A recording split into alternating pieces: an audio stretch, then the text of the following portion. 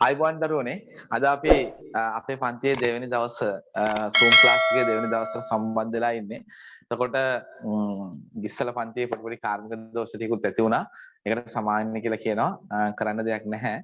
අපි මං හිතන්නේ ගිය සතියේ නතර කරේ අර ප්‍රශ්න ටිකුත් දුන්නානේ. ප්‍රශ්නත් මං හිතන්නේ සැලකිය යුතු ප්‍රමාණයක් දෙන්නේ නැති. අපි නතර කරේ මං හිතන්නේ සංශ්ලේෂී සත්‍ය සත්‍යයන්නේ. අපි එහෙනම් යමු ඊළඟ කාරණාවට. පුතා මේ සත්‍ය අසත්‍යතාවය කියන එක එච්චර බලපාන්නේ නැහැ. මොකටද? තර්කයකට. මොකද අපි තර්කයක් ගත්තොත් පුතේ හරි තර්කයක සත්‍ය අසත්‍යතාවය ගැන කතා කරන්නේ නැහැ කිසිම අවස්ථාවක. ඒ කියන්නේ මයි පුතේ මෙන්න මෙහෙමයි. අපි තර්කයක් ගත්තොත් එහෙම හරි තර්කයක ඇගයුම් දෙකයි තියෙන්නේ. එකක් මගේ පුතේ සප්‍රමාණයි. හරි. අනිත් එක තමයි නිෂ්ප්‍රමාණයි. හරි. තර්කයක් එක්ක මොකක් වෙනවද? තර්කයක් එක්ක සප්‍රමාණ වෙනවා. එහෙම නැත්නම් තර්කයක් මොන ප්‍රමාණ වෙනවද? නිෂ්ප්‍රමාණ වෙනවා. හරි. කිසිම අවස්ථාවකදී තර්කයක් සත්‍ය හෝ අසත්‍ය වෙන්නේ නැහැ මගේ පුතේ. තේරුණානේ? එතකොට ප්‍රස්තුතයක් ගත්තොත් අපි ප්‍රස්තුත කියලා කිව්වේ අර වාක්‍ය වලටනේ. වාක්‍ය. හරි. තර්ක ශාස්ත්‍රයේදී භාවිතා කරන වාක්‍ය වලට අපි කිව්වමයි පුතේ මොනවා කියලාද? ප්‍රස්තුත කියලා. මොනවා කියලා කිව්වද දරුවෝ? ප්‍රස්තුත කියලා කිව්වා. එතකොට මෙන්න මේ ප්‍රස්තුතයක ඇගයුම් දෙකක් තියෙනවා. එකක් මය පුතේ සත්‍ය, අනිත් එක මොකද්ද? අසත්‍ය. එතකොට කිසිම වෙලාවක තර්කයක ඇගයුම් සත්‍ය අසත්‍ය වෙන්නේ නැහැ. තර්කයක ඇගයුම් එක්කෝ සප්‍රමාණයි, එහෙම නැත්නම් මොන ප්‍රමාණද? නිෂ්ප්‍රමාණයි. තේරෙනවද? ප්‍රස්තුතයක ඇගයුම් එක්කෝ සත්‍යයි, එහෙම නැත්නම් මොකද වෙන්නේ? අසත්‍යයි. ප්‍රස්තුතයක ඇගයුම් එක්කෝ සත්‍යයි, එහෙම නැත්නම් අසත්‍යයි. හැබැයි මය පුතේ ප්‍රස්තුතයක ඇගයුම් සත්‍යව අසත්‍ය වුණාට තර්කයක ඇගයුම් මොකද වෙන්නේ? සප්‍රමාණ හෝ නිෂ්ප්‍රමාණ වෙනවා. තේරෙනවනේ? එක්කෝ සප්‍රමාණයි, එහෙම නැත්නම් මොන ප්‍රමාණද? නිෂ්ප්‍රමාණයි. හරි. ඔයාලට තේරෙනවා ඇති. හරි. අපි ඊළඟ කොටසට යමු. එතකොට මේ ප්‍රස්තුතයක් සත්‍යව අසත්‍ය වීම මත තර්ක වර්ග 7ක් ගොඩ නැගෙනවා තර්ක ශාස්ත්‍රය තුල. තේරෙනවද? මේ ප්‍රස්තුතයක සත්‍ය අසත්‍යතාවයේ මත තර්ක වර්ග කීයක් ගොඩ නැගෙනවද? තර්ක වර්ග 7ක් ගොඩ නැගෙනවා මේ තර්ක ශාස්ත්‍රය තුල. බලන්න. තර්කයක සප්‍රමාණතාවය නිෂ්ප්‍රමාණතාවය මිස සත්‍ය අසත්‍යතාවය සොයන්නේ නැත. හරි. තර්කයක සප්‍රමාණතාවය සහ නිෂ්ප්‍රමාණතාවය මිස සත්‍ය අසත්‍යතාවය සොයන්නේ නැත. හයිලයිට් කරන්න පුතේ. හරි. තර්කයක සප්‍රමාණතාවය සහ නිෂ්ප්‍රමාණතාවය මිස සත්‍ය අසත්‍යතාවය අපි හොයන්නේ නැහැ. රයිට්. රයිට්. සත්‍ය අසත්‍යතාවය අපි හොයන්නේ නැහැ. රයිට්.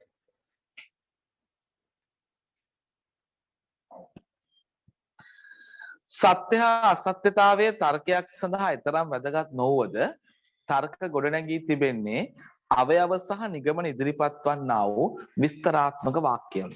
හරි.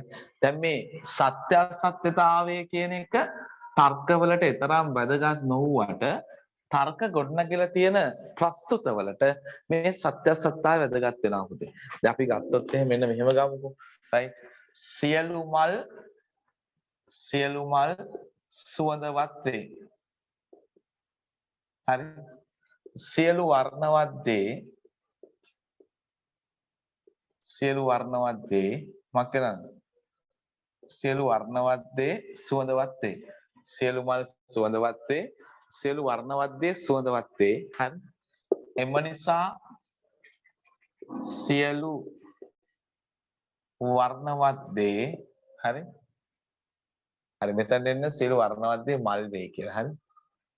සියලු වර්ණවත් දේ මල් වේ. එම නිසා සියලු වර්ණවත් දේ සුවඳවත් වේ. හරි. අපි ඔබ ගත්ත හිතන්න. මේ සමස්තයට අපි කියනවා තර්කයක් කියලා. හරි. මෙන්න මේ සමස්තයට අපි කියනවා මොකක් කියලාද? තර්කයක්. හරි. තර්කයක් තුල අවයව සහ නිගමනයක් තියෙනවා. තේරෙනවනේ? තර්කයක් තුළ මොනවද පුතේ තියෙන්නේ? අවයව සහ නිගමන තියෙනවා. එතකොට මෙන්න මේ සමස්තය ගැන අගයුමක් ගන්නවා නම් තර්කයක් එක්කෝ සප්‍රමාණයි. හරි. එහෙම නැත්නම් නිෂ්ප්‍රමාණයි. හරි. තර්කයක් එක්කෝ සප්‍රමාණයි. එහෙම නැත්නම් මොන ප්‍රමාණද? නිෂ්ප්‍රමාණයි. හැබැයි මෙන්න මේ එකින් එකට කියන්නේ අපි ප්‍රස්තුත කියලා. මෙයා ප්‍රස්තුත. හරි. මෙයාත් ප්‍රස්තුත. මෙයාත් ප්‍රස්තුත. හරි.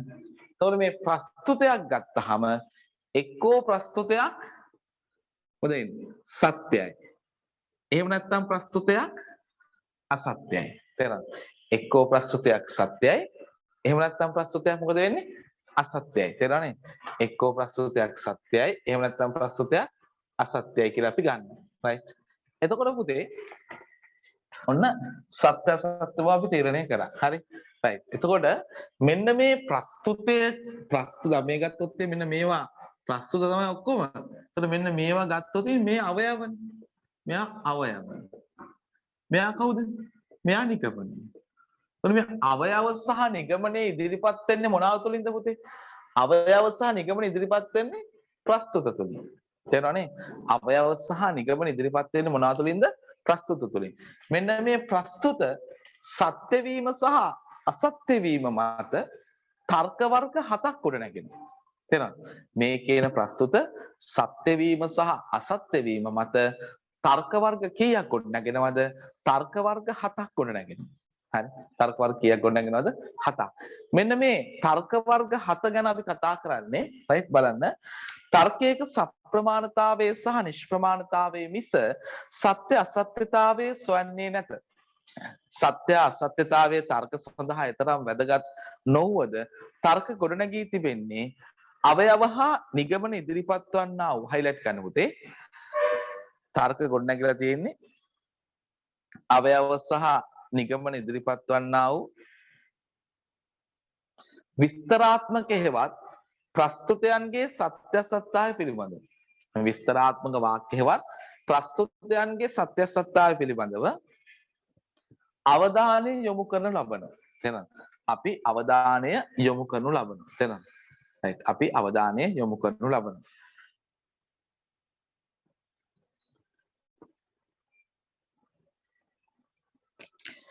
මෙසේ අවධානය යොමු කිරීමේ ප්‍රතිඵලයක් ලෙස නිගාමී තර්ක ශාස්ත්‍රය තුළ තර්ක වර්ග 7ක් ගොඩනැගෙනවා.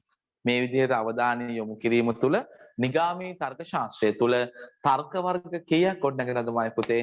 තර්ක වර්ග 7ක් ගොඩනැගෙනවා. තේරෙනවනේ?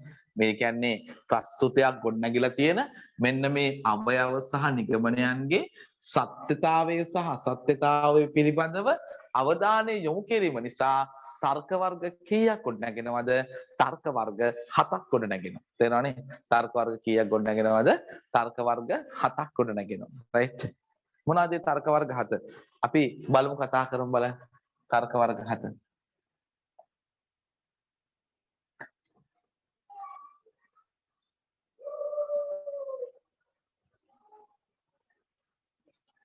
රයිට්. පළවෙනි තර්කය. අවයව සත්‍ය වූ නිගමනය සත්‍ය වූ සප්‍රමාණ තර්ක. එක මොකද්ද? අවයව සත්‍ය වූ නිගමනය සත්‍ය වූ මොන තර්කද? සප්‍රමාණ තර්ක. හරි. මොනවාද? එක අවයව සත්‍ය වූ නිගමනය සත්‍ය වූ සප්‍රමාණ තර්ක. රයිට්. බලන්න ඔයාගේ 11 වෙනි පිටුවේ පළවෙනි එක තියෙනවා නිදසුන. හයිලයිට් කරන්න. අවයව සත්‍ය නිගමනය සත්‍ය සප්‍රමාණ තර්ක. රයිට්. බලන්න සියලු ජීවීන් මරණ සුළුය. සත්‍යද? ඔව්. සියලු මිනිසුන් ජීවීන් වේ. සත්‍යයිද? ඔව්. සියලු මිනිසුන් මරණ සුළුයි. සත්‍යයි නේ. ඒතකොට ඒකේ තාර්කික රටාව දීලා තියෙනවා සියලු A B වේ. හරි අපි ගිය සතියේ කතා කරා. හරි. සියලු A B වේ. මම එකකින් කතා කරනවා. සියලු C ඔන්න පළවෙනි එකේ සියලු C A වේ. එම නිසා සියලු C B වේ. දැන් A ගේ ඔක්කොම ටික B ට අයිති නම් හරි. C ගේ ඔක්කොම ටික A ට අයිති නම් අනිවාර්යෙන් C ගේ ඔක්කොම ටික කාට අයිති වෙන්න ඕනේ?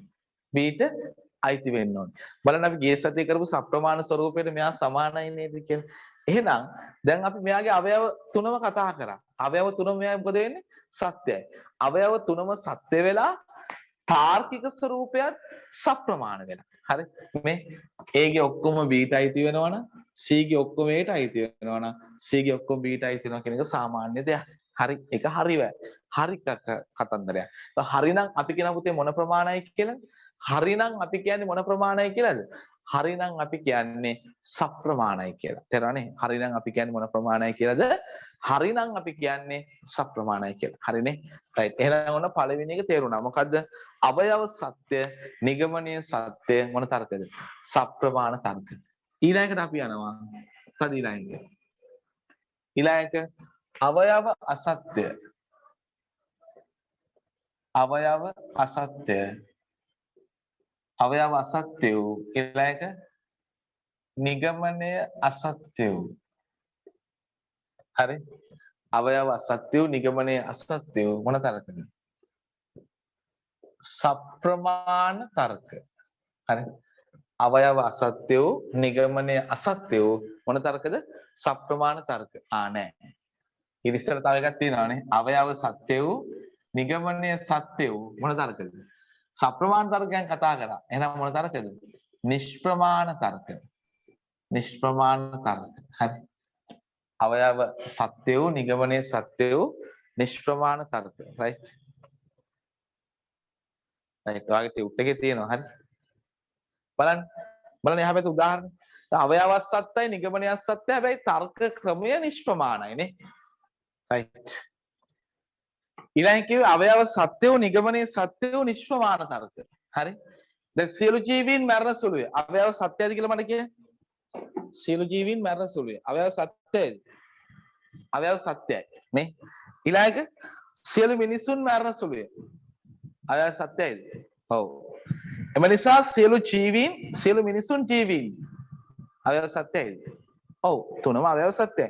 හැබැයි අවයව සත්‍ය වුණාට එයාගේ බලන්න තාර්කික ස්වරූපේ ලියන්න බලන්න. දැන් ඔයා කියවන්න බලන්න තාර්කික ස්වරූපේ. මොකද වෙලා තියෙන්නේ කියලා බලන්න.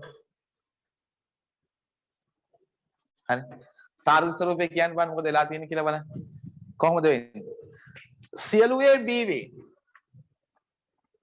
සියලු A B වේ. දැන් A ගේ ඔක්කොම B ට අයිති. ඒකනේ කියන්නේ.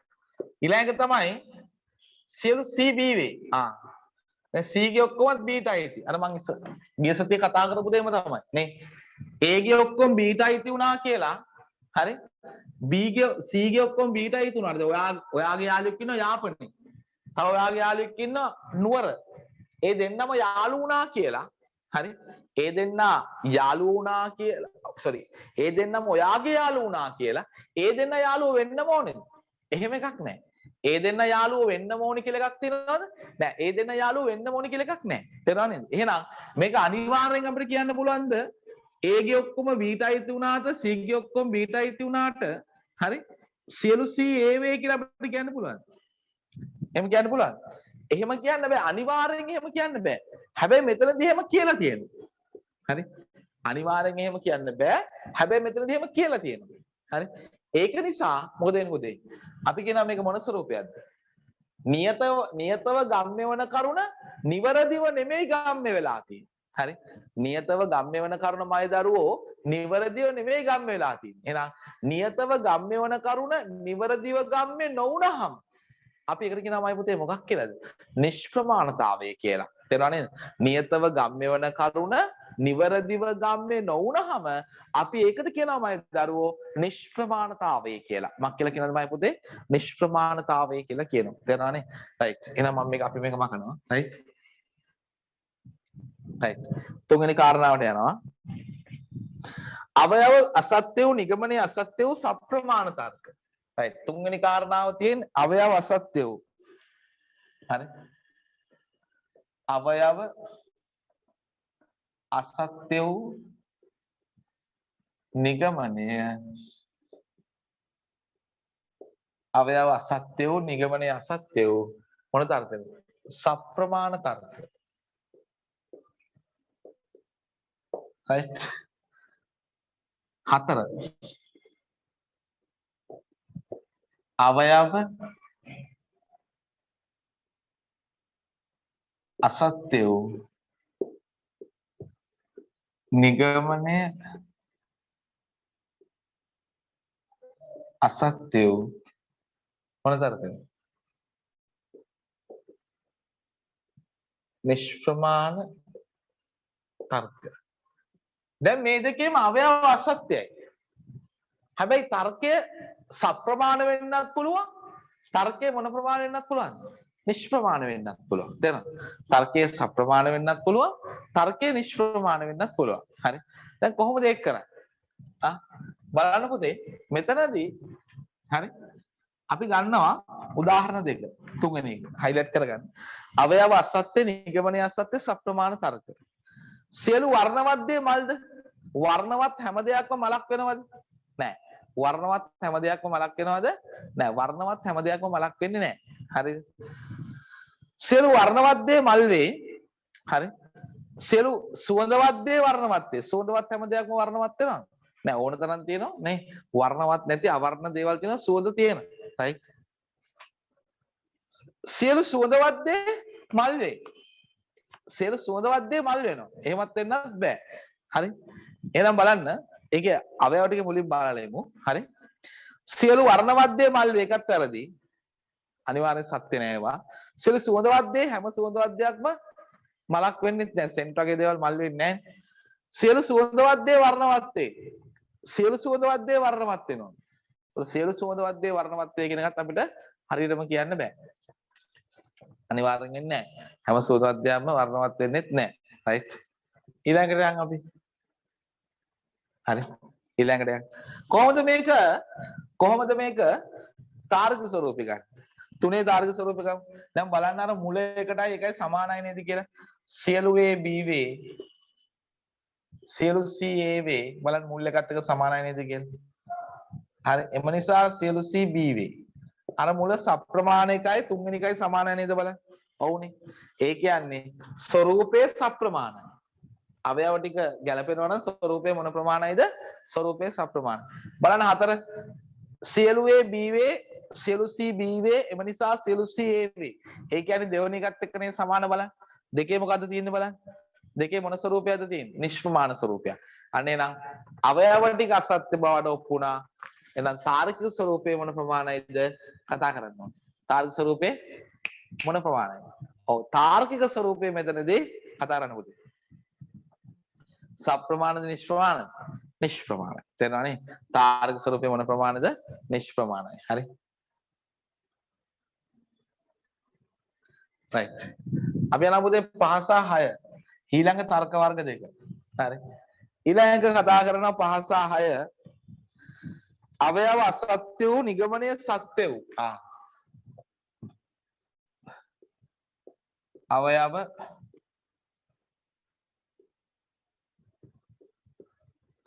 අවයව අසත්‍ය වූ නිගමනය සත්‍ය වූ සප්‍රමාණ තර්ක 6 දී අවයව අසත්‍ය වූ නිගමනය සත්‍ය වූ නිෂ්ප්‍රමාණ තර්ක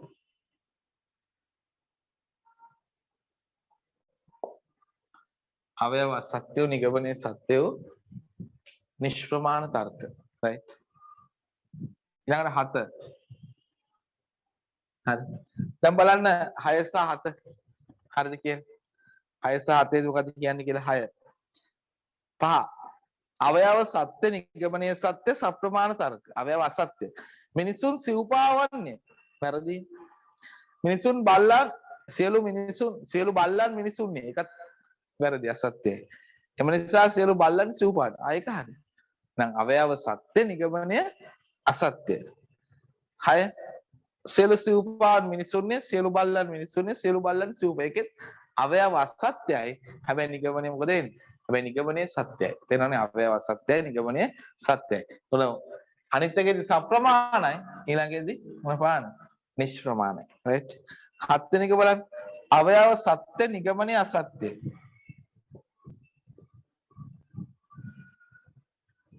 අවයව සත්‍ය නිගමනය අසත්‍ය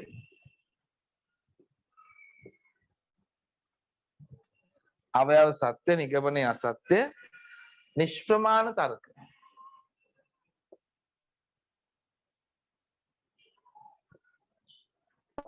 හරි. අවයව සත්‍ය නිගමනය අසත්‍ය මොන තර්කද? නිෂ්ප්‍රමාණ තර්ක. right? බලන්න එක තේරෙනවද කියලා? තේරෙනවද කියලා බලන්න. සියලු හරක් මැරෙන සුළුයි. ඒක හරි. සියලු මිනිසුන් මැරෙන සුළුයි. ඒකත් හරි. ඒකත් සත්‍යයි. සියලු මිනිස්සු හරක් වෙයි. sorry. සියලු මිනිස්සු හරක් වෙයි. එතකොට අවයව සත්‍ය නිගමනය හැබැයි අසත්‍ය. සියලු මිනිස්සු හරක් ඊළඟ මේ යන විදිහට උනන් ඉතින් හරක්ද කියලා හිතනවා නේද? ඈ මිනිස්සු ගන්න තීරණත් එක්කලා. හරි. මොකද මේ මාක්ස් එකක් දානතෝ මිනිස්සු ගමන් කරනවා. ඒවත් එක්ක අපිට හිතන මිනිස්සු හරක්දක් කියලා. මට ඒක ගැලපෙන්නේ නැහැ නේ. බලන්න අර තාර්ක ස්වරූපයේ සප්‍රමාණද නිෂ්ප්‍රමාණද කියලා පුතේ. හරි. ඔන්න එහා පැත්තේ තියෙනවා තාර්ක ස්වරූපයේ සප්‍රමාණ නිෂ්ප්‍රමාණ කියලා බලන්න. හරි. right. අපි දැන් යන්නේ පොඩි වැඩක් කරන්න. කනවලේ ගෙදරට පොත ටියුට් එක දෙන හින්දා ගෙදරට පොතක් තියෙනවා කොනනේ. right. දැන් අපි ක්‍රම කියලා දුන්නා කීයක්ද? 7ක්. අවයව 7ක් කියලා දුන්නා. ඔයා දැන් හදන්නට ඕනේ මේ දැන්. හරි? මේ දැන් ඔයා හදන්නට ඕනේ. ගෙදරදී හදමු ටිකක්. හරිද? ඔයා කැමති මම ඔයාලට ගෙදරදී ගිය පාර හදන්න කිව්වද මන්ද සප්‍රමාණ තර්කය නිෂ්ප්‍රමාණ තර්කය හදන්න කිව්වනේ. එහෙනම් ඕනේ හදන්න. හරි? ඒක ඔයාලා ලියාගන්න ගෙදරට ප්‍රශ්නයක්. හරි? ගෙදරදී කරන්න ප්‍රශ්නයක් ලියාගන්න.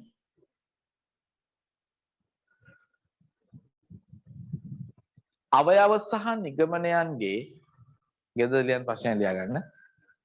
අවයව සහ නිගමනයන්ගේ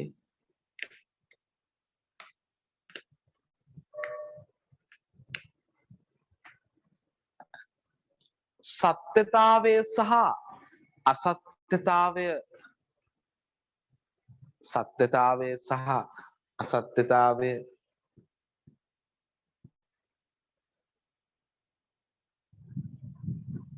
හේතු කොටගෙන සත්‍යතාවය සහ අසත්‍යතාවය හේතු කොටගෙන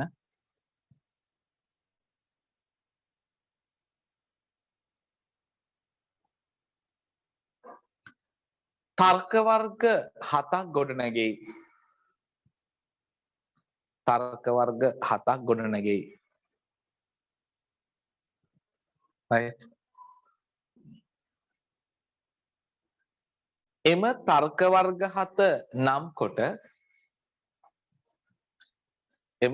වර්ග 7 නම් කොට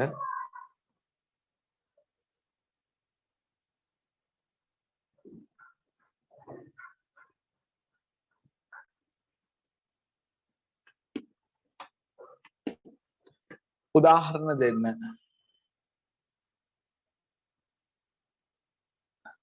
එම තර්ක වර්ග 7 නම් කොට උදාහරණ දෙන්න.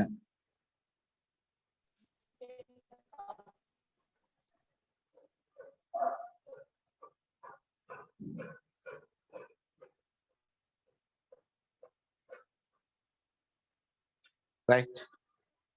එම තර්ක වර්ග 7 නම් කොට උදාහරණ දෙන්න. right. අපි ඊළඟට යනවා. ඉහත තර්කවලට අනුව නිගාමී තර්ක ශාස්ත්‍රය තුළ හරි ඉහත තර්කවලට අනුව නිගාමී තර්ක ශාස්ත්‍රය තුළ අවයව සත්‍ය වූ නිගමනය අසත්‍ය වූ සප්‍රමාණ තර්ක හරි අවයව සත්‍ය වූ නිගමනය අසත්‍ය වූ සප්‍රමාණ තර්ක ගම්ම්‍ය කරගත නොහැකිය. පුතේ අවයව සත්‍ය වූ නිගමනය අසත්‍ය වූනේ. ඔව් කියන්නේ අපිට ගන්න පුළුවන් වෙන්නේ අවයව සත්‍ය වෙච්ච නිගමනය අසත්‍ය වෙච්ච මොන තර්ක විතරද පුතේ? නිෂ්ප්‍රමාණ තර්ක විතරයි ගන්න පුළුවන්. මොන තර්කද ගන්න බැරි? සප්‍රමාණ තර්ක ගන්න පුළුවන්ද? සප්‍රමාණ තර්ක ගන්න බෑ. තේරුණාද? ගන්න පුළුවන් මොන තර්ක විතරද? නිෂ්ප්‍රමාණ තර්ක විතරයි. සප්‍රමාණ තර්ක ගන්න බෑ. හරි? එහෙනම් පුතේ ඒක හයිලයිට් කරන්න. ඉහත තර්කවලට අනුව නිගාමී තර්ක ශාස්ත්‍රය තුළ අවයව සත්‍ය වූ නිගමනය අසත්‍ය වූ සප්‍රමාණ තර්ක ලබාගත නොහැකිය. තේරුණානේ? සප්‍රමාණ තර්ක ලබාගත නොහැකිය.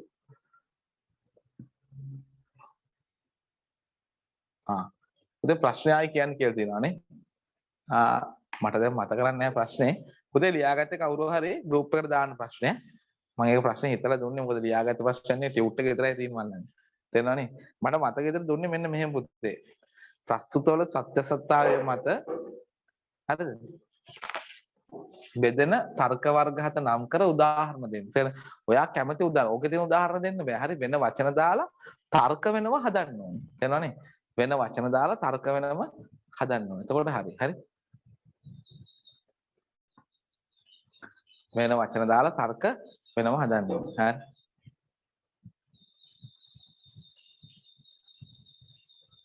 right. එනම් සප්‍රමාණ නිගාමී තර්කයක අවයව සත්‍ය නම් නියත වශයෙන්ම නිගමනයමක් වේ යුතුද? එතකොට තර්කයේ සප්‍රමාණ නම් මෙන්න මෙතන. හරි. අවයව සත්‍ය නම් හරි. තර්කයේ සප්‍රමාණ නම් අවයව සත්‍ය නම් නියත වශයෙන්ම නිගමනයමක් වේ යුතුද? හරි. අවයව සත්‍ය නම් තර්කයේ සප්‍රමාණ නම් නිගමනය නියත වශයෙන්මක් වේ යුතුද? සත්‍ය විය යුතුයි. නිගමනය නියත වශයෙන් මොනවා විය යුතුද? සත්‍ය විය යුතුයි. හරිනේ? right. මින් පැහැදිලි වන්නේ අවයව සත්‍ය වී තිබෙන අසත්‍ය වන සෑම තර්කයක්ම නිෂ්ප්‍රමාණ නිගාමී තර්කයක් බවයි. මොන තර්කයක් වෙනවද? නිෂ්ප්‍රමාණ නිගාමී තර්කයක් වන බවයි. තේරෙනවනේ? මොන තර්කයක් දෙන්න පුතේ? නිෂ්ප්‍රමාණ නිගාමී තර්කයක් වෙනවා. right. හරි. අපි ඊළඟට යනවා. මේ ඒ ඔක්කොම highlight කරන්න. මින් පැහැදිලි වන්නේ අවයව සත්‍ය වී තිබෙන අසත්‍ය වන සෑම තර්කයක්ම හරි නිෂ්ප්‍රමාණ නිගාමී තර්කයක් බවයි. හරි. right. අපි ඊළඟට යනවා ප්‍රබල තර්ක සහ දුබල තර්ක වලට. හරි.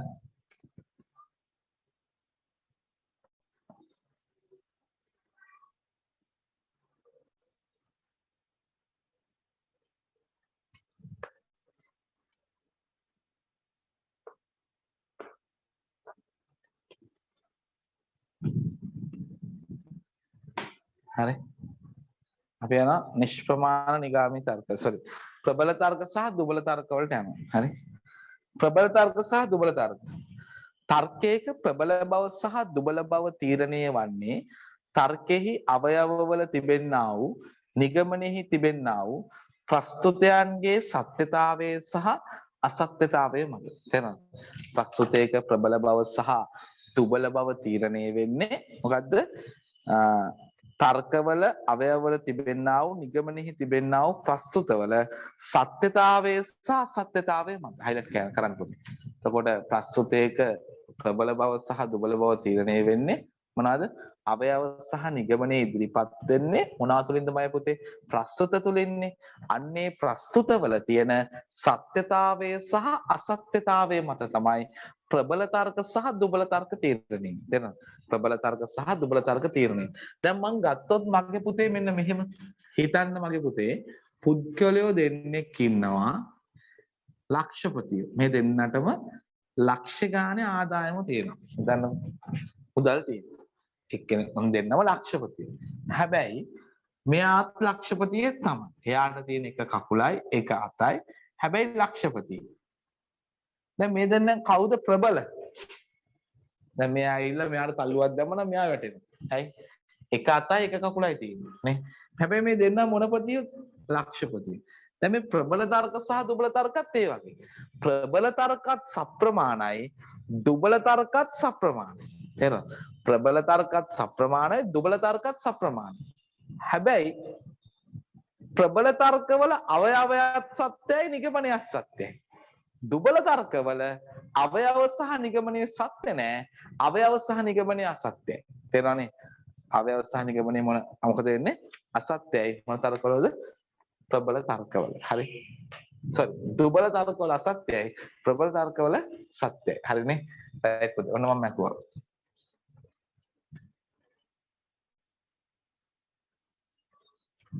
right.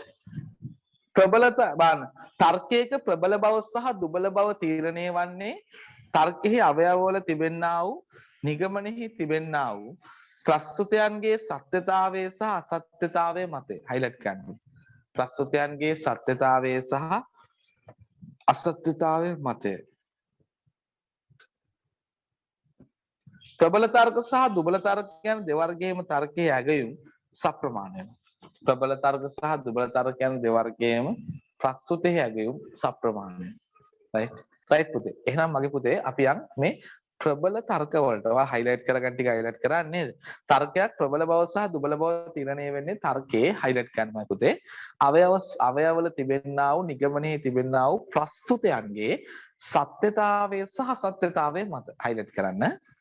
ප්‍රබල තර්ක සහ දුබල තර්ක යන දෙවර්ගයෙම තර්කයේ ඇගයුම් මගේ දරුවෝ සප්‍රමාණ වෙනවා. තේරෙනවද? ප්‍රබල තර්කවලත් සප්‍රමාණයි, දුබල තර්කවලත් තර්කයේ ඇගයුම් මොන ප්‍රමාණයිද?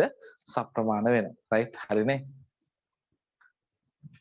ඊළඟට යනවා අපි ප්‍රබල තර්කයක් යනු මොකක්ද ප්‍රබල තර්කයක් කියලා කියන්නේ? හරි? ලියන්න. අවයව සත්‍ය වූ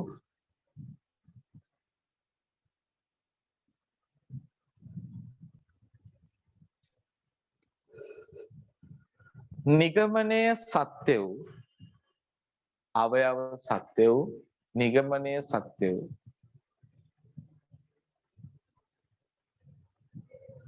සප්‍රමාණ තර්ක අවයව සත්‍ය වූ නිගමනය සත්‍ය වූ සප්‍රමාණ තර්ක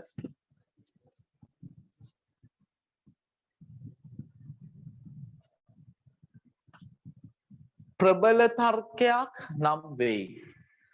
අවයව සත්‍ය වූ නිගමනය සත්‍ය වූ සප්‍රමාණ තර්ක ප්‍රබල තර්කයක් නම් වේ. ඒතර ඔයාලට කොට උදාහරණයක් ලියා ගන්න පුතේ. මේ අපි මේ නිදසුන් මෙන්න මේ පැත්තේ ඒ කියන්නේ 11 වෙනි පිටුවේ පළවෙනි එක උදාහරණයක් ලියා ගන්න. ඒ කියන්නේ සියලු ජීවීන් මරණ සුළුය. සියලු මිනිසුන් ජීවීන්ය. එම නිසා සියලු මිනිසුන් මරණ සුළුය. ඒ සම්පූර්ණ තර්කයම ලියා ගන්න සප්‍රමාණයි. උදාහරණ දෙක. අවයව සත්‍ය වූ නිගමනයේ සත්‍ය වූ සප්‍රමාණ තර්ක මොන තර්කද? ප්‍රබල තර්කයක් නම් වේ. හරි. අපි ඊළඟට යනවා. දුබල තර්ක. දැන් මම පුතේ දුබල තර්ක කියන එක තනියෙන් ලියන්න පුළුවන්. හොඳට අහගන්නකෝ. අහගෙන ඉඳලා තනියෙන් ලියන්න. කොහොමද? අවයව සත්‍ය වූ අවයව අසත්‍ය වූ නිගමනය අසත්‍ය වූ මොන තර්කද? සප්‍රමාණ තර්ක. කියන්නේ මම පුතේ ඔතන ඉඳලා කියන්නේ අවයව සත්‍ය වූ අවයව අසත්‍ය වූ නිගමනය අසත්‍ය වූ සප්‍රමාණ තර්ක අපි කියන පුතේ මොනවා කියලාද? දුබල තර්ක කියලා. කියන්නේ මම අවයව අසත්‍ය වූ නිගමනය අසත්‍ය වූ සප්‍රමාණ තර්ක අපි කියනවා දුබල තර්ක කියලා. තේරුණානේ? අවයව අසත්‍ය වූ නිගමනය අසත්‍ය වූ සප්‍රමාණ තර්ක දුබල තර්කයක් නම් වේ. ලියන්න පුතේ. අවයව අසත්‍ය වූ නිගමනය අසත්‍ය වූ සප්‍රමාණ තර්ක දුබල තර්කයක් නම් වේ. උදාහරණ ලියන්න අනිත් පැත්ත පිටුවේ ඒ කියන්නේ 11 වෙනි පිටුවේ 3 වෙනි එක උදාහරණ කියලා ලියන්න. 11 වෙනි එකේ 3 වෙනි එක උදාහරණ කියලා ලියන්න. right. අපි ඊළඟ කොටසට යමු එහෙනම්. right. ඊළඟ කොටසට යනවා අපි.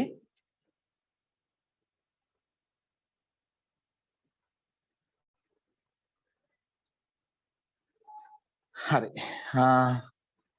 එතකොට පුතේ මෙන්න මෙහෙමයි ඊළඟ කොටස දුබල තර්කනේ ලිව්වනේ බලන්න ලිපික හරිද කියලා.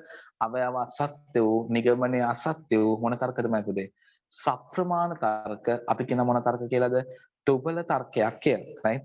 තර්ක ශාස්ත්‍රයේ පිළිබඳව ඉදිරිපත් වී ඇති දෙවන නිර්වචනයට අනුව තර්ක ශාස්ත්‍රය අනුව රූපික චින්තනයේ සප්‍රමාණතාවය සෙවීමයි. highlight කරන්න පුතේ. දෙවන නිර්වචනයට අනුව තර්ක ශාස්ත්‍රය කියලා කියන්නේ රූපික චින්තනයේ සප්‍රමාණතාවය සෙවීමයි. මං ඔයාලට කිව්වමයි පුතේ චින්තනය ගත්තාම කොටස් දෙකයි. මේ රූපික කියලා කියන්නේ නිගාමී කොටස ගැන විතරයි කියලානේ. නිගාමී කොටස විතරයි මොනවා කියන්නේද? රූපික කොටස කියලා කියන්නේ. එතකොට රූපික චින්තනයේ සප්‍රමාණතාවය හොයනවා කියලා කියන්නේ තර්ක ශාස්ත්‍රයේ එක පැත්තක් විතරයි අපි කතා කරේමයි පුතේ. තේරෙනවද?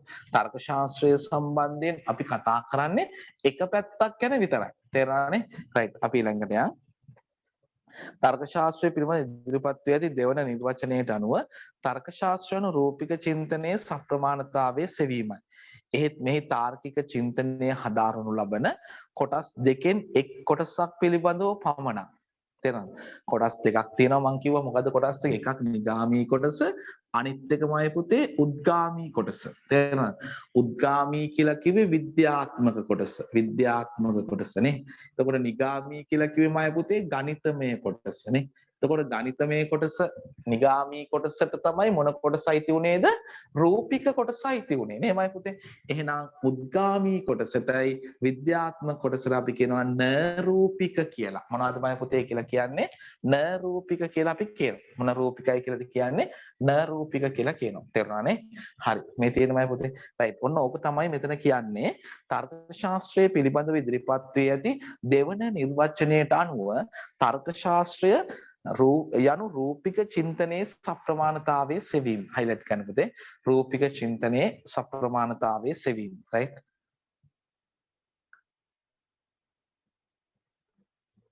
රයිට්. එහෙත් මෙහි තාර්කික චින්තනය හදාරනු ලබන කොටස් දෙකෙන් එක් කොටසක් පිළිබඳව පමණක් අවධානය යොමු කර ඇති නිසාවෙන් හයිලයිට් කරන්න පුතේ එක් කොටසක් පමණක් අවධානය යොමු කර ඇති නිසාවෙන් මෙම නිර්වචනය එතරම් සාර්ථක නිර්වචනයක් නොවේ. මේක එතරම් සාර්ථක නිර්වචනයක් වෙන්නේ නැහැ. තර්ක ශාස්ත්‍රය සම්බන්ධයෙන් කොටස් දෙකක් තියෙනවා. ඒ එක් කොටසක් පමණක් විතරක් කතා කරන හින්දා අපි කියනවා මේක සාර්ථක නිර්වචනයක් වෙන්නේ නැහැ කියලා. තේරුණානේ පුතේ? රයිට්. තුන්වන නිර්වචනය තුන්වන නිර්වචනයට අනුව තර්ක ශාස්ත්‍රය අනුව චින්තනයේ සප්‍රමාණතාවයේ සෙවීම. අපි යනවා පුතා අර ප්‍රධාන නිර්වචන දෙකක් ඉවරයි දැන් අපි 1යි 2යි අපි කිව්වා සාර්ථක නිර්වචනයක් වෙන්නේ නැහැ කියලා. අපි යනවා තුන්වන නිර්වචනයට. හරි. එතකොට තුන්වන නිර්වචනයට අනුව තර්ක ශාස්ත්‍රය චින්තනයේ සප්‍රමාණතාවයේ සෙවීමයි. තර්ක ශාස්ත්‍රය කියන්නේ චින්තනයේ මොකක් සෙවීමද? සප්‍රමාණතාවය සෙවීම. හරිද? මොකක් සෙවීමද? චින්තනයේ සප්‍රමාණතාවය සෙවීම. හරි. මොකද තර්ක ශාස්ත්‍රය කියලා කියන්නේ පුතේ චින්තනයේ සප්‍රමාණතාවය සෙවීම. රයිට්. එතකොට චින්තනය කියලා කිව්වහම චින්තනයේ කොටස් දෙකක් තියෙනවා. හරි. එක කොටසක් තමයි අපි මේ කතා කරන්න බලමු.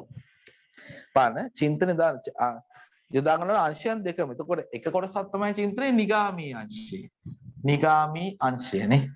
අනිත් එක තමයි උද්ගාමී අංශය. අනිත් එක තමයි උද්ගාමී අංශය. එක කොටසක් මොකද්ද? නිගාමී අංශය. අනිත් කොටස මොකද්ද? උද්ගාමී අංශය. එකක් නිගාමී අංශය. අනිත් එක මොන අංශයේද? උද්ගාමී අංශය කියලා කොටස් දෙකක් තියෙනවා. තේරුණානේ? රයිට්. අපි ඊළඟට යනවා පුතේ. මොකද්ද නිගාමී ක්‍රමය කියලා කියන්නේ? අන්න අපෙන් අහනවා මොකක්ද අහනවා නිගාමී ක්‍රමය කියලා කියන්නේ. හරි. මෙහෙම හිතා ගන්නකො. හරි. තර්ක ශාස්ත්‍රයේ තුලදී හරි ගණිතමය කරුණු හදාරන රූපික අංශය.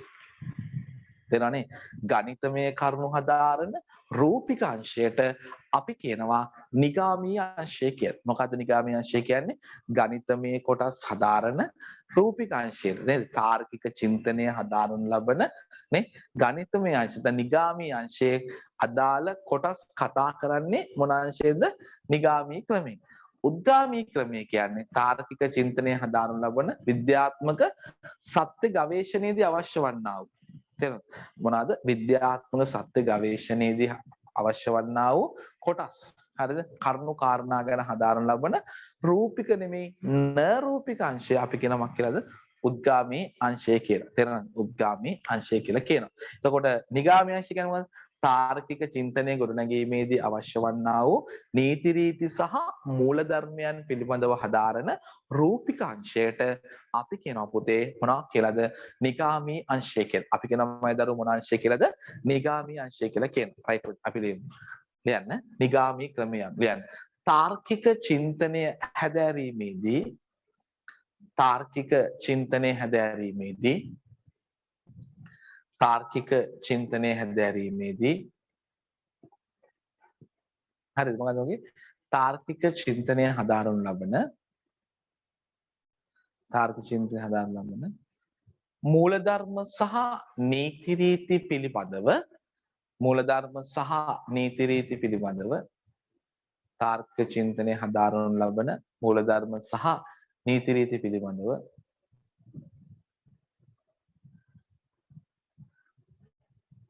කතා කරනු ලබන රූපික අංශය කතා කරනු ලබන රූපික අංශය කතා කරනු ලබන රූපික අංශය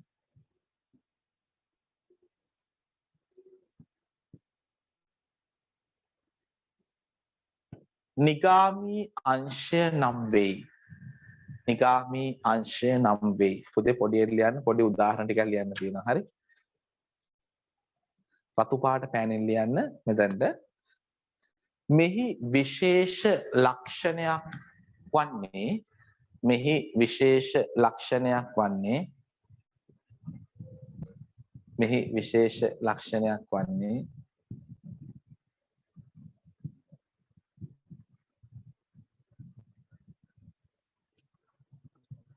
සාමාන්‍යකරණයන් තුලින් ඒ කියලා දෙනවා මම පුතේ සාමාන්‍යකරණයන් තුලින් විශේෂීකරණයන්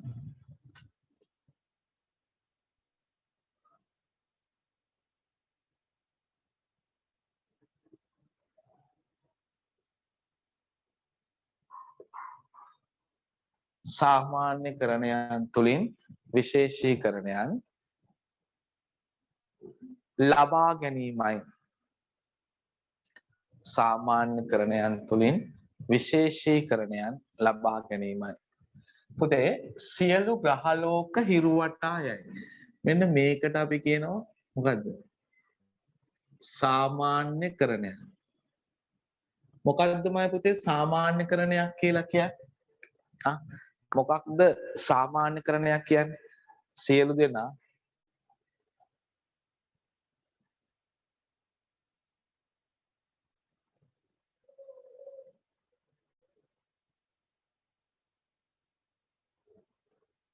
හරිද මොකක්ද සාමාන්‍යකරණයක් කියලා කියන්නේ පුතේ සියලු දෙනා පිළිබඳව කරන පොදු ප්‍රකාශයක් අපි කියන මොන කරණයක් කියලාද පුතේ සියලු දෙනා ගැන කරන පොදු ප්‍රකාශයක් අපි කියනවා සාමාන්‍යකරණයක් කියලා තේරෙනවද සියලු දෙනා ගැන කරන පොදු ප්‍රකාශයක් අපි කියන මොන කරණයක් කියලාද සාමාන්‍යකරණයක් කියලා කියනවා right එතකොට මෙතන මොකද්ද මේ පොදු ප්‍රකාශය සියලු ග්‍රහලෝක හිරුවටායයි ඔක්කොම ග්‍රහලෝක ගැන කතා කරනවානේ ඔක්කොම ග්‍රහලෝක ගැන කතා කරනවානේ සියලු ග්‍රහලෝක හිරුවටායයි කියන්නේ මොකක්ද මොකක්ද සියලු ග්‍රහලෝක හිරුවටාය හැම ග්‍රහලෝකයක්ම හිරුවටායයි එතකොට ග්‍රහලෝක 9ක් තියෙනවා 9 ගැනම මෙතන කතා කරලා තියෙන්නේ 9 ගැන මෙතන කතා එතකොට සියලු ග්‍රහලෝක හිරුවටායයි කියලා කියන්නේ මොන කරණයක්ද සාමාන්‍ය කරණයක් තේරෙනවද මේක මොන කරණයක්ද මේක සාමාන්‍ය කරණයක් සියලු ග්‍රහලෝක හිරුවටායයි කියන්නේ මොන කරණයක්ද සාමාන්‍ය කරණයක් හරිද right එතකොට අපි ගන්නවා පෘථුවිය ග්‍රහලෝකයේකි පෘථුවිය ග්‍රහලෝකයේකි හරි සියලු ග්‍රහලෝක හිරුවටායයි පෘථුවිය ග්‍රහලෝකයේකි එහෙනම් නිගමනයක් ගන්න පුළුවන් අපිට එම නිසා පෘථුවිය හිරුවටා යයි තේරෙනවද සියලු ග්‍රහලෝක හිරුවටා යයි සාමාන්‍යකරණයක් පෘථුවිය ග්‍රහලෝකයේකි එහෙනම් පෘථුවිය හිරුවටා යනවා පෘථුවිය හිරුවටා යනවා කියන්නේ එක ග්‍රහ වස්තුවක් නේ එහෙනම් ඒක මොන කරණයක් තමයි පුතේ ඒක විශේෂීකරණයක් තේරෙනවද එක ග්‍රහලෝකයක් ගැන කතා කරනවා නම් මේ එයා එක්කෙනෙක් ගැන කොටසක් ගැන නම් කතා කරන්නේ ඒකට අපි කියන මොන කරණයක් කියලාද විශේෂීකරණයක් කියලා කියනවා මොකද්ද පුතේ කියන්නේ විශේෂීකරණය එහෙනම් අය පුතේ විශේෂීකරණය දැන් ඔයාලට පේනවද මෙතන සාමාන්‍යකරණයකින් මොන කරණයක් ලබාගෙන තියෙන්නේ විශේෂීකරණයක් ලබාගෙන තියෙන්නේ තේරෙනවනේ සාමාන්‍යකරණයකින් මොන කරණයක් ලබාගෙන තියෙන්නේ විශේෂීකරණයක් ලබාගෙන තියෙන්නේ right පුතේ right උදාහරණ කියලා මේක ලියා ගන්න හරි උදාහරණ කියලා ලියලා මේ ටික ලියා ගන්න හරි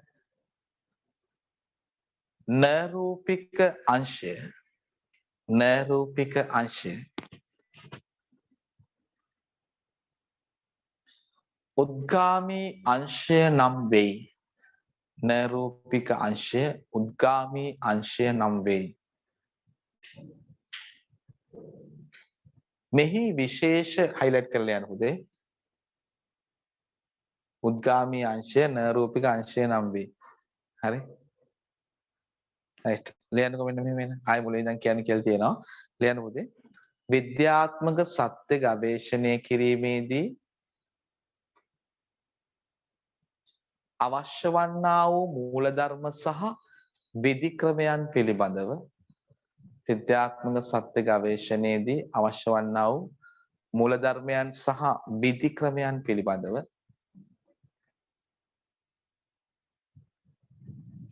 හදාරනු ලබන අංශය විධික්‍රමයන් සහ මූලධර්මයන් පිළිබඳව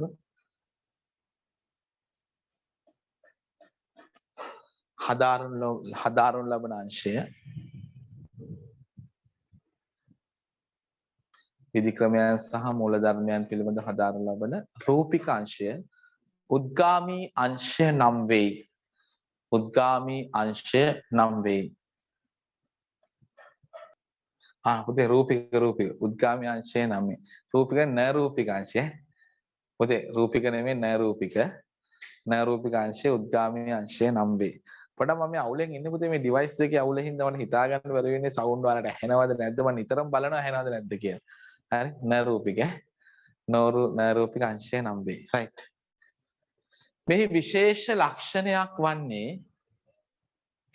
මෙහි විශේෂ ලක්ෂණයක් වන්නේ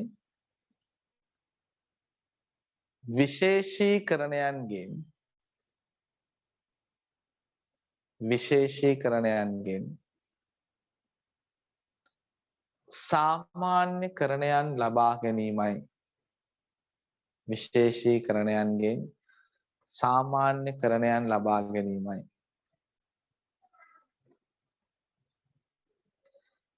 විශේෂීකරණයන්ගෙන් සාමාන්‍යකරණයන් ලබා ගැනීමයි. මේ විශේෂ ලක්ෂණයක් වන්නේ විශේෂීකරණයන්ගෙන් සාමාන්‍යකරණයන් ලබා ගැනීමයි.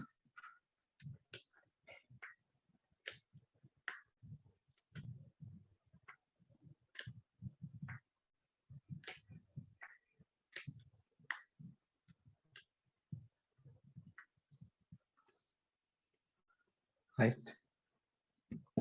අපි උදාහරණයක් දෙන්න පුතේ.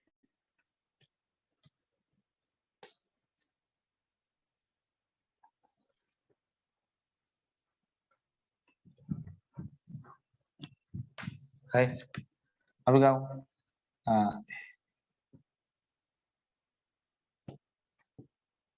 අඟහරු හිරුවටාය. පෘථුවිය හිරුවටායයි. බ්‍රහස්පති හිරුවටායයි. right. නෙප්චූන් හිරුවටායයි. නෙප්චූන් හිරුවටායයි. හරි. තව එකක් කියනවා. සිකුරු. ඔයාලා කැමතිම කෙනා නේ. සිකුරු හිරුවටායයි. අඟහරු හිරුවටායයි. පෘථුවිය හිරුවටායයි.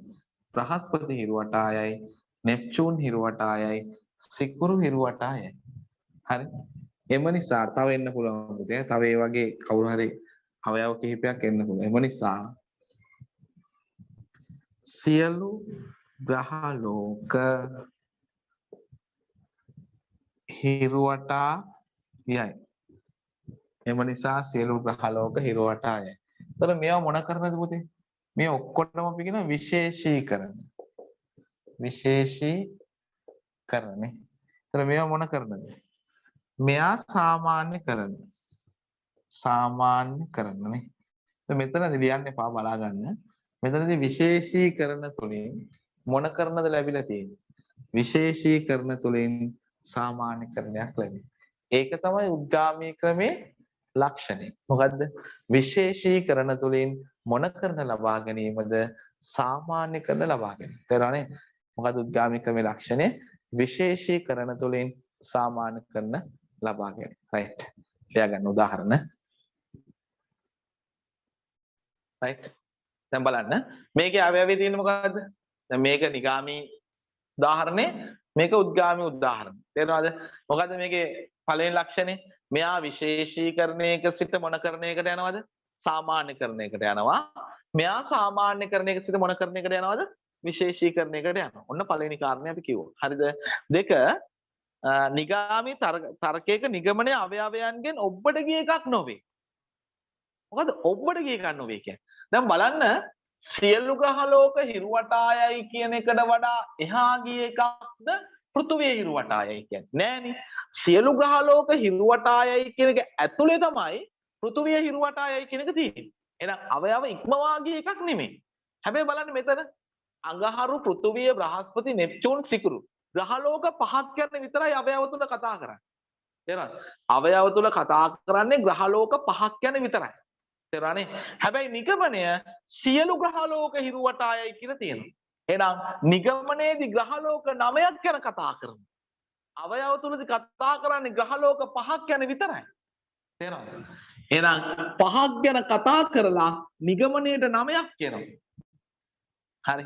එහෙනම් අවයව වලට වඩා එහා ගිය එකක් නේද උද්ගාමී ක්‍රමේ නිගමනය.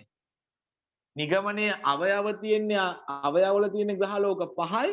නිගමනයේ ග්‍රහලෝක කීයක් තියෙනවද? 9ක් තියෙනවා. නොදන්න 4ක් තියෙනවනේ. වැඩිපුර 4ක් නිගමනයේ කතා කරනවා. එහෙනම් අවයව ඉක්මවා ගිය දැනුමක් කොහෙද තියෙන්නේ? නිගමනයේ තුල තියෙනවා. ඒත් මෙතනදී ග්‍රහලෝක 9ක් ගැන කතා කරලා නිගමනයේදී තියෙන්නේ එක ග්‍රහලෝකයක් විතරයි. නේ? එහෙනම් අවයව ඉක්මවා ගිහිල්ලා නැහැ කොහෙදද? අවයව ඉක්මවා ගිහිල්ලා නැහැ නිගාමී ක්‍රමේ.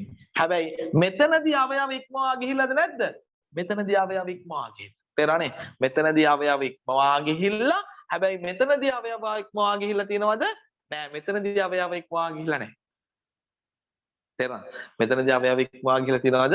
නෑ මෙතනදී අවයව ඉක්මවා ගිහිල්ලා නැහැ. එහෙනම් අන්න ඕක වෙනසක් උද්ගාමී සහ නිගාමී ක්‍රම දෙක අතර. තේරෙනවද? ඕක වෙනසක් උද්ගාමී සහ නිගාමී ක්‍රම දෙක අතර. ඇයි මං එහෙම කියන්නේ? මෙයා අවයව ඉක්මවා ගිය දැනුමක් නිගමනයේ දෙනකොට මෙයා අවයව තුල තියෙන දැනුමක් පුනරුක්තියක් තමයි නිගමනයට දෙන්නේ. අවයව තුලම තියෙන පුනරුක්තියක් තමයි නිගමනයට දෙන්නේ. තේරුණා නේද පුතේ? රයිට්. අපි ඊළඟට යනවා. රයිට්. ඊළඟ නිගාමී තර්කයක් ප්‍රාග් ආනුභූතිය දැනුම. ප්‍රාග් කියන්නේ පුතේ පෙර. ආනුභූතිකයි කියන්නේ පරීක්ෂණයට. හරිද? මේ නිගාමී ක්‍රමයේ තුල හයිලයිට් කරන්න පුතේ එක ප්‍රාග් ආනුභූතියයි පරීක්ෂණයට පෙර දැනුමක් තමයි දෙන්නේ. මොකද්ද පුතේ දෙන්නේ? පරීක්ෂණයට පෙර දැනුමක් දෙන්නේ. තේරෙනවද? නිගාමී ක්‍රමයේ තුල මොකද දෙන්නේ? පරීක්ෂණයට පෙර දැනුම. මෙයා පශ්චාත්තානුභූතික දැනුමක්. මෙයා පරීක්ෂණයෙන් පසු දැනුමක් තමයි දෙන්නේ. තේරෙනවද? මෙයා දෙන්නේ මොකද්ද? පරීක්ෂණයෙන් පසු දැනුමක්. මෙයා දෙන්නේ පරීක්ෂණයට පෙර දැනුමක්. තේරුණානේ? ප්‍රාග් ආනුභූතික දැනුමක් සහ පශ්චාත්තානුභූතික දැනුමක්. මොන දැනුමක්ද? පශ්චාත්තානුභූතික දැනුමක්. හරිනේ? රයිට් බලන්න. නිගාමී තර්කයක ප්‍රාග් ආනුභූතිය පදනමක් නිරූපණය කරන අතර උද්ගාමී තර්කයක පශ්චාත් ආනුභූතිය පදනමක් ඉදිරිපත් කරයි. හරි? පශ්චාත් කියන්නේ පසු, ආනුභූතික කියන්නේ පරීක්ෂණය. ප්‍රාග් කියන්නේ පෙර, ආනුභූතික කියන්නේ පරීක්ෂණය. එහෙනම් පරීක්ෂණයට පෙර දැනුමක් සහ පරීක්ෂණයට පසු දැනුමක්. මොකද නිගාමී ක්‍රම තුලදී අපි නැවත වාරයක් මේක මොනා කරන්නේ නැද්ද? නිගාමී ක්‍රමයන් තුලදී අපි පරීක්ෂණ පවත්වන්නේ නැහැ. උද්ගාමී ක්‍රමයන් තුලදී තමයි අපි මොනා කරන්නේද මම පුතේ? පරීක්ෂණ පැවැත්වීම සිදු කරන්නේ. තේරුණානේ? නිගාමී ක්‍රමයන් තුලදී අපි පරීක්ෂණ පවත්වන්නේ නැහැ. උද්ගාමී ක්‍රමයන් තුලදී තමයි අපි පරීක්ෂණ පවත්වන්නේ. හොඳට මතක තියාගන්න. ඒක නිසා තමයි කියන්නේ නිගාමී ක්‍රමයන් තුලදී ප්‍රාග් ආනුභූතිය පදනමක්. ඒ කියන්නේ ප්‍රාග් ආනුභූතිය කියන්නේ පරීක්ෂණයට පෙර දැනුම ගොඩ නැගීමක් තමයි නිගාමී ක්‍රමේදී තියෙන්නේ. හරිද? උද්ගාමී ක්‍රමේදී පශ්චාත්තානුභූතික කියන්නේ පරීක්ෂණයෙන් පසු දැනුමක් තමයි නිගාමී ක්‍රමයන් වලදී තියෙන්නේ. තේරුණානේ පුතේ? පරීක්ෂණයෙන් පසු දැනුමක් තියෙන්නේ. හරිද මම පුතා? රයිට්. අපි ප්‍රශ්න දෙනවා වඩ හරි. ඊළඟ එකට යනවා අපි. නිගාමී තර්කයක නිගමනය නියත සත්‍යයක් වන අතර මේ බලන්නක පුතේ මෙයා වෙනස් වෙන්නෙම නැහැනේ මගේ පුතේ. ඇයි වෙනස් වෙන්නේ නැත්තේ? සියලු ග්‍රහ ලෝක හිරුවටායයි කියන එක අනිවාර්ය සත්‍යයක් නම් අනිවාර්යයෙන්ම පෘථුවියමක් වෙන්න ඕනේද පුතේ? හිරුවටා යන්න මේපෑ. ඒ කියන්නේ මගේ පුතේ අවයව සත්‍ය නම් නිගමනය නියත වශයෙන්ම නිගාමී ක්‍රමයක් තුල සත්‍යමයි. එහෙනම් අවයව සත්‍ය නම් නිගමනය නියත වශයෙන්ම නිගාමී ක්‍රමයක් තුල මක් වෙන්න ඕනේද?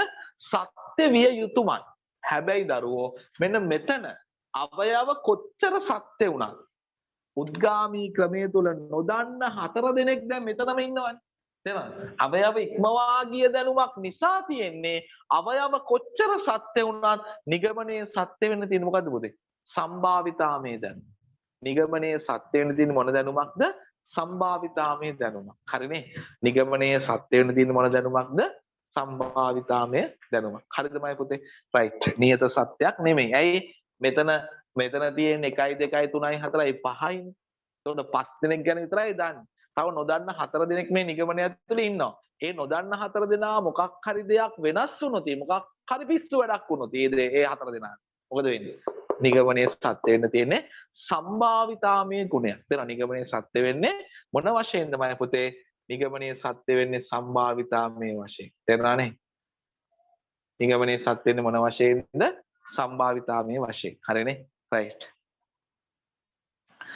නිගාමී තර්ක ක්‍රමය තුලින් නව දැනුමක් නිෂ්පාදනය නොවන අතර දැන් මේකේ නව දැනුමක් නැහැනේ පුතේ නේ නව දැනුමක් නැහැ ඒ කියන්නේ සියලු ග්‍රහ ලෝක හිරුවටායයි කියන එකේ තුලම තියෙන දැනුමක් තමයි පෘථුවිය හිරුවටායයි කියන්නේ තේරෙනවද සියලු ග්‍රහ ලෝක හිරුවටායයි කියන එක තුලම තියෙන දැනුමක් තමයි පෘථුවිය හිරුවටායයි කියන්නේ හරි එතකොට මේ පෘථුවිය හිරුවටායයි කියන එක අරක ඇතුලේ තියෙනම එකක් නේ පුනරුක්තිය එතකොට මගේ පුතේ අලුත් දැනුමක් නැහැ. ඇයි? සියලු ග්‍රහ ලෝක හිරුවටායයි කියන එක ඇතුළෙමනේ මේ පෘථුවිය හිරුවටායයි කියන එක තියෙන්නේ. එහෙනම් එතනදී අලුත් දැනුමක් එනවද? අලුත් දැනුමක් එන්නේ නැහැ. හැබැයි මෙතනදී අපිට දන්න ඒවා තියෙන්නේ 5යි. හැබැයි නිගමනය ඇතුළේ තව නොදන්න කී දෙනෙක් ගැන කතා කරලා තියෙනවද? 4 දෙනෙක් ගැන කතා කරලා. එහෙනම් අන්න අවයව ඉක්මවා ගිය දැනුමක් එනවා කියලා කියන්නේ අලුත් දැනුමකුත් එතනට එනවා. තේරෙනවද? අවයව ඉක්මවා ගිය දැනුමක් එනවා කියලා කියන්නේ මොකක්ද දෙන්නේ එතනට? එතනට අලුත් දැනුමකුත් එනවා. අලුත් දැනුමක් එකතු වෙනවා. තේරෙනවනේ? එතනට මොන දැනුමක්ද එකතු වෙන්නේ මගේ පුතේ? එතනට නව දැනුමක් එකතු වෙනවා. තේරෙනවනේ? අලුත් දැනුමක්. එහෙනම් බලන්න නිගාමී තර්ක ක්‍රමයේ තුලින් නව දැනුමක් නිෂ්පාදනය නොවන අතර මෙන්න මෙයාගේ නව දැනුමක් නිෂ්පාදනය වෙන්නේ නැහැ. නොවන අතර උද්ගාමී තර්ක ක්‍රමයේ තුලින් නව දැනුමක් නිෂ්පාදනය කරනවා. තේරෙනවද? නව දැනුමක් නිෂ්පාදනය කරනවා. තේරෙනවනේ? රයිට්. අපි ළඟට යනවා. තුන්වන නිර්වචනයට අනුව තර්ක ශාස්ත්‍රය අනුව චින්තනයේ සප්‍රමාණතාවයේ හැදෑරීම. මේ තාර්කික චින්තනයේ අංශ දෙකම නියෝජනය කරනු ලබන නිසා එනම් උද්ගාමී අංශය සහ නිගාමී අංශයන් මෙම නිර්වචනය තර්ක ශාස්ත්‍රයේ පිළිබඳ ඉදිරිපත් වූ මොන නිර්වචනයක්ද පුතේ?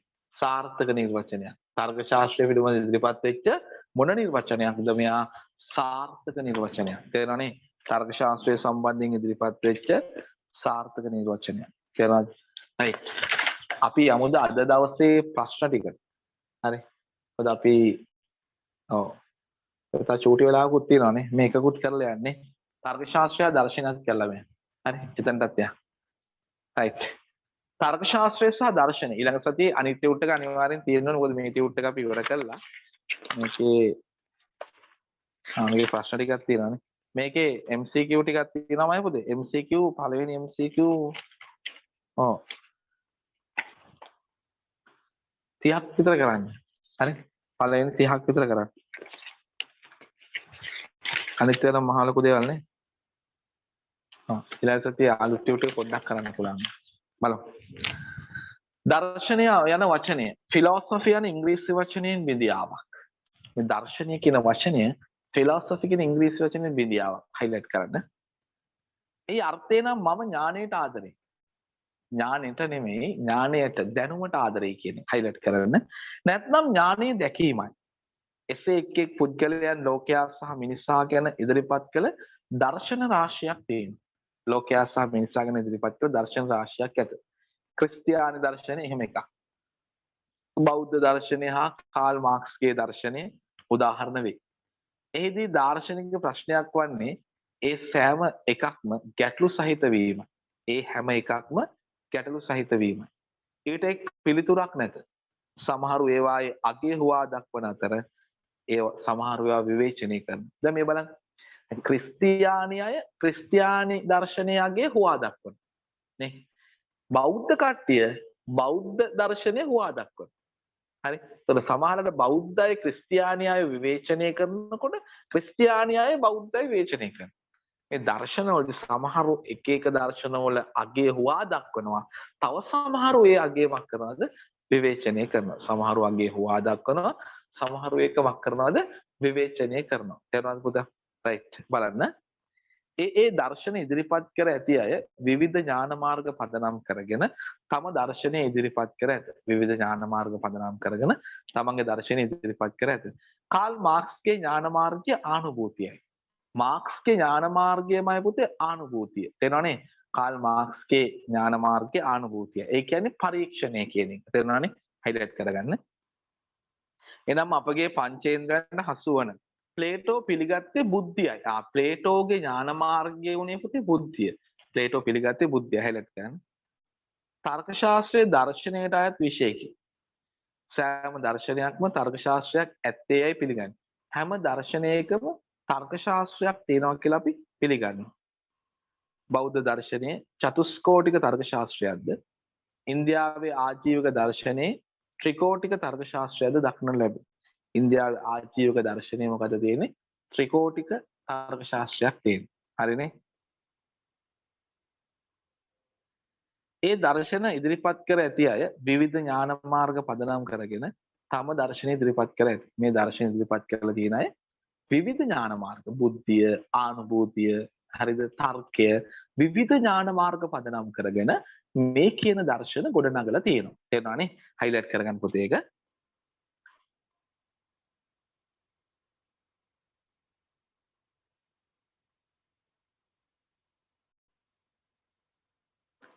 සෑම දර්ශකයකම තර්ක ශාස්ත්‍රයක් ඇත්තේ බෞද්ධ දර්ශනයේ චතුස්කෝටික තර්ක ක්‍රමයෙන් හයිලයිට් කරන්න. ඉන්දියාවේ ආජීවක දර්ශන ත්‍රිකෝටික තර්ක ක්‍රමයක් දක්නට ලැබෙනවා. හරි? දාර්ශනික ප්‍රශ්න සාකච්ඡාවටත් ගැටලු निराකරණය සඳහා තර්ක ක්‍රම යොදා ගැනීම මෙයින් කෙරේ.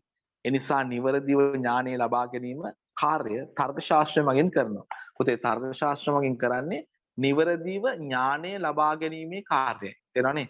තර්ක ශාස්ත්‍රය මගින් කරන්නේ නිවැරදිව ඥානය ලබා ගැනීමේ කාර්යය. තේරෙනවනේ? තර්ක ශාස්ත්‍රය තුළින් කරන්නේ මොකද්ද පුතේ? නිවැරදිව ඥානය ලබා ගැනීමේ කාර්යය. හයිලයිට් කරන්න. මේ අර මනෝවිද්‍යාවත් ආචාර ධර්මයක් දර්ශනයට අයත් විෂයන් ලෙස සැලකනු ලබයි. මනෝවිද්‍යාවත් ආචාර ධර්මයක් දර්ශනයට අයත් විෂයන් ලෙස සැලකන. මනෝවිද්‍යාවත් ආචාර ධර්මයක් දර්ශනයට අයත් විෂයන් ලෙස සැලකනු ලබයි. හරි? කොටුව ඇතුළේ යන්න. දර්ශනීය මූලික වශයෙන් විචාරශීලී බව යථාර්ථයේ මත පදනම් ඥාන මූලික අධ්‍යයනයක් වෙනවා. මේ තියෙන්නේ විෂය නිර්දේශ තිබිච්ච කොටස්. දර්ශනීය මූලික වශයෙන් විචාරශීලී බව යථාර්ථයේ මත පදනම් ඥාන මූලික අධ්‍යයනයක් වෙනවා. ඇත්ත තත්ත්වය ගැන පදනම් වෙච්ච ඥානය මූලික කරගන්නේ පරීක්ෂණය නෙමෙයි මූලික කරගන්නේ ඥාන මූලික අධ්‍යයනයක්. ඉන් නගන මූලික හා සාමාන්‍ය විමර්ශන උගත් නොඋගත් සැමටම හිතසුව පිණිස වෙනවා. මේ විමර්ශන උගත් අයටත් එහෙමයි නොඋගත් අයටත් එහෙමයි. එයාලගේ හිතසුව පිණිස වෙනවා. තේරුණානේ? දාර්ශනික විග්‍රහයන් සියල්ල කෙරෙහි තර්කණය එකලෙස බලපාන. මේ හැම දාර්ශනිකම ක්‍රියාවලියකටම තර්කණය කියන එක බලපානවා. හරිද? තර්කණයෙන් පරිබාහිර වූ කල්ලි. ඒ කියන්නේ මම පොතේ තර්කණයෙන් වෙනස් වුණාට පස්සේ දර්ශන පද්ධතීන් දුර්වල හා ව්‍යාකූල වෙනවා. මොකද දාර්ශනික පද්ධතීන් තුළ පරීක්ෂණ පවත්වන්නෙත් නැහැ. දාර්ශනික පද්ධතීන් තුළ කිසිදු පරීක්ෂණයක් පවත්වන්නේ නැති නිසා පරීක්ෂණ පවත්වන්නේ නැති නිසා අපිට සිද්ධ වෙනවා දාර්ශනික පද්ධතියෙන් තුළ අර මිනිස්සුන්ට ඒත්තු ගන්නවන්න මේක ඔප්පු කරන්න සිස්ටම් එකක් ක්‍රමවේදයක් හදන්න. මෙන්න මේ ක්‍රමවේදය තමයි තර්කණය. තර්කණය තමයිමයි පුතේ දර්ශනය ශක්තිමත් කරලා තියෙන්නේ. තේරෙනවද? තර්කණය තමයි දර්ශනයේ ශක්තිමත් කරලා තියෙන්නේ. එතකොට තර්කණයෙන්මයි පුතේ දර්ශනයේ ශක්තිමත් වෙනවා කියලා මං කිව්වේ. එතකොට තර්කණය අයින් වුණාම දර්ශනය ව්‍යාකූල බවට පත් වෙනවා. තේරෙනවද? තර්කණය අයින් වුණාම දර්ශනය මක් වෙනවද මය පුතේ? ව්‍යාකූල තත්ත්වයට පත් වෙනවා. තේරෙනවද? දර්ශනය මොනකූල තත්ත්වයට පත් වෙනවද? ව්‍යාකූල තත්ත්වයට පත් වෙනවා. හරි. රයිට්. අපිට ඊළඟ දවස් තියෙන්නේ තර්ක ශාස්ත්‍රය සහ ආචාර ධර්මයේ කියන කොටස්. හරි. අද අපි ලියාගමු ප්‍රශ්න ටික. හරි. ලියන්නකෝ. පළවෙනි ප්‍රශ්න. ප්‍රබල තර්ක සහ දුබල තර්ක. ප්‍රබල තර්ක පළවෙනි ප්‍රශ්න ලියා ගන්න. පොත් ටික ගන්න. ප්‍රබල තර්ක සහ දුබල තර්ක. උදාහරණ සහිතව හඳුන්වන්න. ප්‍රබල තර්ක සහ දුබල තර්ක උදාහරණ සහිතව හඳුන්වන්න.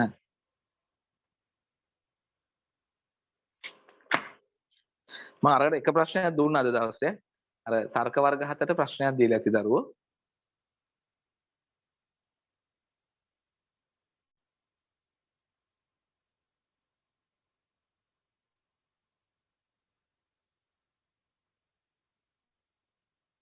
දැන් සප්‍රමාණ නිගාමී තර්කයක අවයව සත්‍ය නම් නිගමනය කුමක් විය යුතුද? සප්‍රමාණ නිගාමී තර්කයක අවයව සත්‍ය නම් නිගමනය කුමක් විය යුතුද?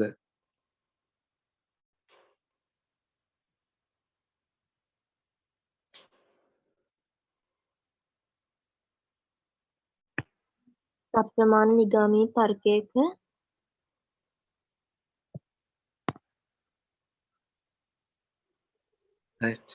ඊළඟට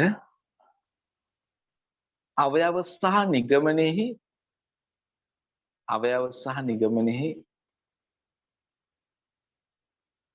සත්‍ය අසත්‍යතාවයන්ම ගම්‍ය කරගත නොහැකි තර්ක වර්ගයේ කුමක්ද? ගම්‍ය කරගත නොහැකි තර්ක වර්ගයේ කුමක්ද?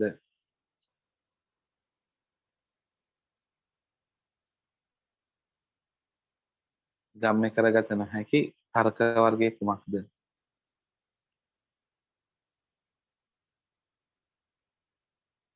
ඊළඟ තර්ක ශාස්ත්‍රය සම්බන්ධ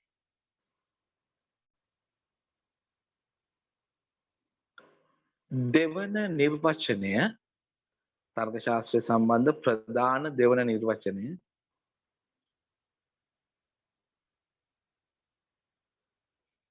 සාර්ථක නිර්වචනයක් නොවන්නේ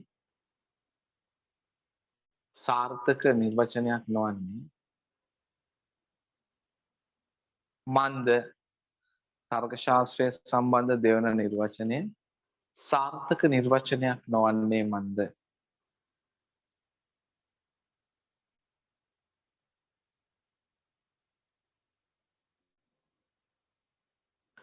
ඊළඟ උද්ගාමී ක්‍රමය සහ නිගාමී ක්‍රමය උද්ගාමී ක්‍රමය සහ නිගාමී ක්‍රමය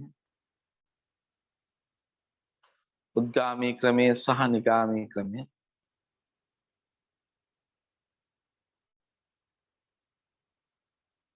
උදාහරණ සහිතව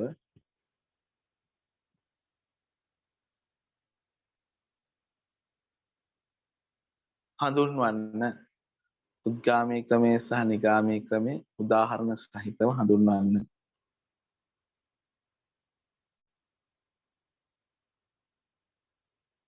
ඊළඟ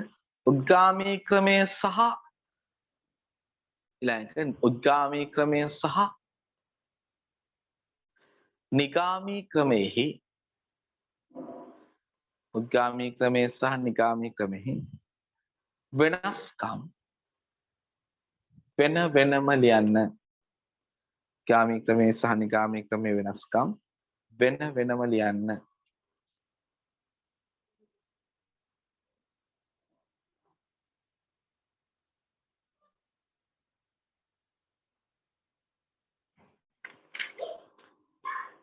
තර්ක ශාස්ත්‍රය සම්බන්ධ හරි තුන්වන ප්‍රධාන නිර්වචනය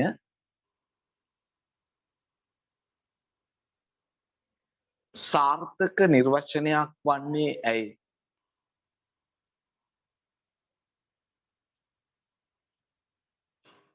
සාර්ථක නිර්වචනයක් වන්නේ ඇයි? ඊළඟට ලියන්න අන්තිමෙන්. තර්ක ශාස්ත්‍රය සහ දර්ශනීය විෂය අතර සම්බන්ධතාවය තර්ක ශාස්ත්‍රය සහ දර්ශනීය විෂය අතර සම්බන්ධතාවය සාකච්ඡා කරන්න. ඒ කියන්නේ ලියන්න කියන එක තමයි හරි. සාකච්ඡා කරන්න. තර්ක ශාස්ත්‍රය සහ දර්ශන විෂය අතර සම්බන්ධතාවය සාකච්ඡා කරන්න. හරිද? right. එහෙනම් ඔය ප්‍රශ්න ටික ලියාගෙන මම group එකට දාන්නම් ඊළඟ සතියේ link එක. හරිද? එහෙනම් ඔයාලා හැමෝටම බුත්සරණයි කියලා කියනවා. ආයිමත් අලුත් පන්ති ගැන ඊළඟ සතියේ අලුත් පාඩමෙන් හම්බ වෙනවා. දැන් ඔයාලා හැමෝටම යාළුවෝ කොහොම ඉන්න යාළුවෝ සම්බන්ධ කරන්න. මතකතුව Logic Sir කියලා YouTube channel එක තියෙනවා මගේ. ඒක subscribe කරලා YouTube channel එකේ මේ වීඩියෝ ඔක්කොම මම edit කරලා ආයිමත් YouTube channel එකට දානවා. right. එහෙනම් Telegram group එක තියෙනවා Logic Sir කියලා. ඒකටත් අනිවාර්යෙන්ම එකතු වෙන්න. Logic Sir කියන Telegram group එකට එකතු වෙන්න. මතක තියාගන්න ඔයාලා හැමෝටම වෙනම රෙකෝඩ් වීඩියෝ මේවා නෙමෙයි මේ Zoom වීඩියෝ නේ මම තියෙන්නේ. රෙකෝඩින් වීඩියෝ තියෙනවා අවශ්‍යයි. ඒවා වෙනම අපි කතා කරලා ඒවට ගන්න පුළුවන්. පිටින් එන යාළුවෝ බලන කට්ටිය ඉන්නවනම් ඔයාලට යාළුවන්ට වීඩියෝස් වෙනම පැකේජ් එකක් විදිහට මිලදී ගන්න පුළුවන්කම තියෙනවා. ඒ පාඩමට අදාළ වීඩියෝස් 5ක් නම් 5යි ටියුට් එකයි වෙනම මිලක් තියෙන මිලට ගන්න පුළුවන්. මගේ නම්බර එක මේ වීඩියෝ එකෙන් පස්සේ වැටෙනවා 071 7යි 666 788 කියන නම්බරට කෝල් කරලා පිට යාළුවෝ ඉන්නවා නම් දුර යාළුවෝ ඉන්නවා නම් එයාලට සම්බන්ධ වෙන්න හැකියාව තියෙනවා. එහෙනම් ඔයාලා හැමෝටම ආයිබෝවන් කොඩම් බුස්සරණයි පරිස්සමෙන් ගෙවටලා ඉන්න. right.